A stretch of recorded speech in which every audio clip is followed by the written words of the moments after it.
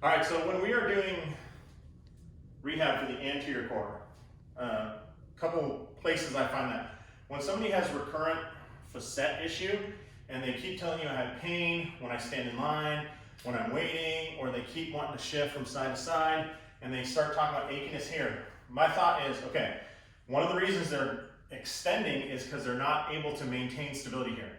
A great exercise for that is the TRX Fallout, or just fallouts in general.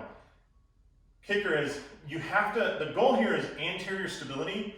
So please, I beg you, don't let them lose anterior stability and just go into this hyperlordotic, crappy position. So Lawrence here, from a rehab standpoint, what I find is set the handles a little bit below the waist, but I think that's a good limiter because they can't create too long of a lever. So keep those right there, both feet on the ground. Can you just fall out? Cool, so holding that, you can see he can maintain the straight line right here. He has an incredibly neutral spine. It's one of the best I've ever seen. Come back up. Now can you do it, I don't want you to hurt, but can you exaggerate some crappy spine position? Sure. Okay. So he goes out. If the person starts doing this, or they start neutral and end up like this, they're telling you that this exercise is too advanced for them. So a couple options. Number one, just tell them to go to a target. You could be here, I could use a punching bag, a foam roller. Don't knock over the foam roller. Go ahead and come back up. Okay, we're gonna move the foam roller out, come back up. Move the foam roller out, and for whatever reason, 1 inch difference, big deal? Okay, so this is a great exercise. If we lower the handles, can you lower the handles? You can create a much harder exercise, but I worry in the world of rehab, it may be too aggressive. So now can you do the same thing? I'm gonna suck up that slack. There you go. And reach out. Awesome. So the closer he gets to parallel to the floor, the harder this exercise gets. So if he were to come up and move his feet back, he's now going to go almost parallel to the ground because he's what we call a bad mofo, and he can do that. Come back up. I worry that that's too aggressive right after some lumbar treatment. Now you have some tips for training, right? Right.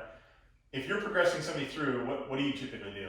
I like to start them off with standing position, Okay. and offset stance. Okay. So they'll maintain a neutral spine and a tall standing plank, so they're Okay. on plank. 1 foot, any foot, slightly forward.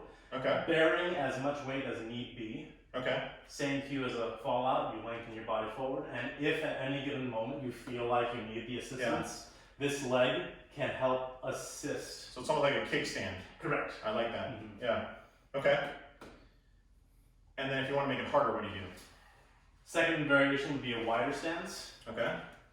Third would be coming closer together. Okay. And the last one would be balance. That single leg. Because what wants to happen, you reach out, Yep. fall out. Now what's happening is you want to rotate, right? So Right. your core has to control that. I like that a lot. I think that's an advanced exercise, but I want you to see all these different options for those fallouts.